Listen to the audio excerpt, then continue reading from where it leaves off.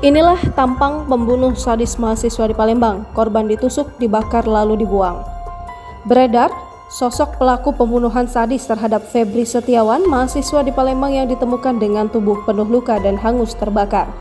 Tepatnya, jenazah korban ditemukan di lahan milik warga di Desa Girimulyo, Kecamatan Belitang Jaya, Kabupaten Oku Timur pada Rabu 23 November 2022 sekitar pukul 15.00 waktu Indonesia Barat. Pelaku yakni M. Haidar Zakir, warga desa Tegal Rejo, Kecamatan Belitang, Kabupaten Oku Timur. Ia ditangkap di hari yang sama pada saat penemuan jenazah korban yang hangus terbakar di Kecamatan Belitang Jaya, Kabupaten Oku Timur, Rabu 23 November 2022. Kapolres Oku Timur AKBP Nuryono didampingi Kasat Reskrim AKP Hamsal melalui Kasih Humas Ibtu Edi Arianto menyebut bahwa korban sudah hilang dari rumah sejak Senin 21 November 2022 sekitar pukul 18.30 waktu Indonesia Barat. Hingga akhirnya korban ditemukan sudah dalam keadaan tak bernyawa di Oku Timur. Selanjutnya, polisi meringkus pelaku ketika sedang mengendarai mobil Honda Brio BG 1905BR warna kuning.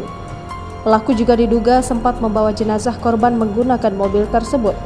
Pihak kepolisian juga memberikan tindakan tegas terukur di kaki tersangka. Saat ini tersangka sudah diamankan di Polres Oku Timur untuk pemeriksaan lebih lanjut.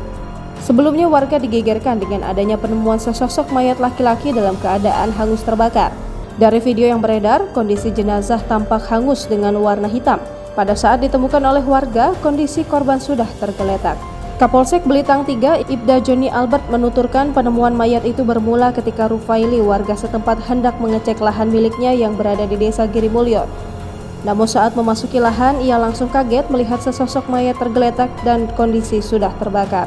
Saat ini pihak kepolisian masih mendalami kasus penemuan jenazah tersebut.